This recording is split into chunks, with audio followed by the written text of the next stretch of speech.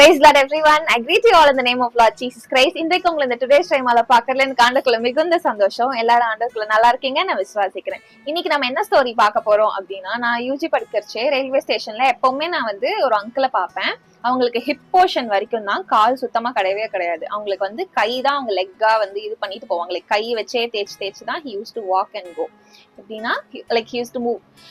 பாப்பேன் ஃபர்ஸ்ட் பிளாட்ஃபார்ம்ல இருந்து அந்த ஸ்டெப்ஸ் ஃபுல்லா ஏறி நெக்ஸ்ட் இதுக்கு போகணும் இல்லைங்களா. ஹெல்ப் யார்ட்டையுமே அவர் கேட்கவே மாட்டாரு. he always used to have that big smile on his face no matter what. இது பார்க்கும்போது எனக்கு எப்படி இப்போ சீரியஸ்லி frankly speaking அந்த இடத்துல நம்ம யாராவது இருந்தோம்னா நம்ம எப்படி இருந்திருப்போம். we used to grumble, என்ன என் வாழ்க்கை எப்படி இருக்கு, நான் இதுக்குனால நான் சோகமா இருக்கேன், நான் அதனால இப்படி இருக்கேன், ஏதாவது ஒரு குத்தம் குறை கண்டுபிடிச்சிட்டு நம்ம ஏதாவது we will be having some or the other reason to frowny face வச்சுட்டு நம்ம எப்பவுமே அப்படியே முறுமுறுத்துட்டு இருப்போம், ஆண்டவர்கிட்ட கம்ப்ளைண்ட் பண்ணிட்டே இருப்போம். அவரும் அந்த இதுல இருந்திருக்கலாம். பட் யூ நோ வாட், அவர் எப்பவுமே சிரிச்சுட்டே இருப்பார். நான் பார்க்கும்போது எப்பவுமே he used to have that like happy face, எப்பவுமே ரிஜாய்சிங்கா ஒரு ஜாய்ஃபுல்லாவே இருப்பார் அவரு.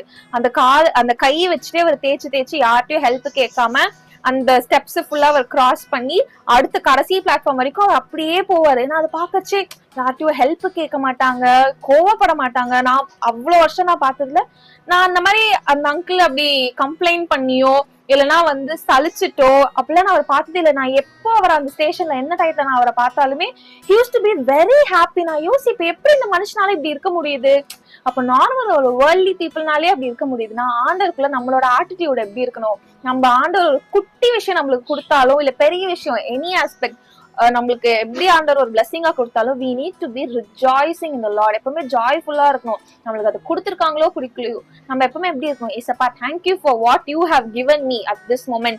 I will be grateful to you. நான் எப்பவுமே உங்களுக்கு கூட அதனால நான் சந்தோஷமா இருப்பேன். நீங்க கொடுக்குறீங்களோ always I'll be rejoicing in the you Lord அப்படின்னு சொல்லிட்டு நம்மளோட ஆட்டிடியூட் இருக்கணும். ஆனா நம்ம நம்ம என்ன பண்ணுவோம், நம்மளுக்கு பிடிச்சது கிடைச்சா மட்டும்தான் நம்ம அப்படியே ஏசப்பாக்குள்ள அப்படியே ஜாலியா இருப்போம். இல்ல நம்மளோட ஆட்டிடியூட் எப்படி இருக்கும், நீங்க எனக்கு தரல ஏசப்பா போங்க, அவங்க கூட நான் பேச மாட்டேன்னு அவர் கூட நம்ம உட்காந்து காய் பழம் அப்படின்னு சொல்லிட்டு நம்ம அவர்கிட்ட சண்டை போட்டுட்டு இருப்போம். இல்ல ஃபேமிலி மெம்பர்ஸ்ட உட்காந்து வில் பி அப்படியே மூஞ்சி காமிச்சிட்டு இருப்போம். That mustn't be our attitude. வேதத்துல என்ன சொல்லியிருக்கு நம்ம பாப்போமா. Turn your Bibles to Philippians chapter 4 verse 4. Rejoice in the Lord always. Again I will say rejoice. பிலிப்பியர் 4வது அதிகாரம் 4வது வசனம். கர்த்தருக்குள் எப்பொழுதும் சந்தோஷமாய் இருங்கள் என்று மறுபடியும் சொல்லுகிறேன். ஆமென். சோ பால் நம்மளுக்கு சொல்லியிருப்பாரு. அவரு நம்ம எல்லாருக்குமே தெரியும், பால் இதை சொல்லும் போது he was in prison இல்லைங்களா. அந்த ஸ்டேட்ல பிரிசன்ல இருந்துட்டு he is motivating us to be rejoicing in the Lord all the time. அதே போலதான் இங்கேயும் பாத்தீங்களா, even though that uncle didn't had legs to walk, to run, to do whatever, ஆனா he was rejoicing, he was joyful all the time. So no matter what, இனி நாம இத்தனை நாள் போனது போகட்டும், from this day forth you will always rejoice in the Lord. ஓகேவா, எதை குறிச்சும் கவலைப்படாதீங்க. எப்பவுமே ஆண்டவருக்குள்ள ஜாய்ஃபுல்லா ஸ்மைலியா ஃபேஸாவே இருங்க.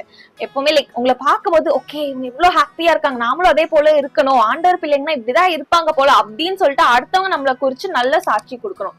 So no matter what, you will always rejoice in the Lord. God bless you.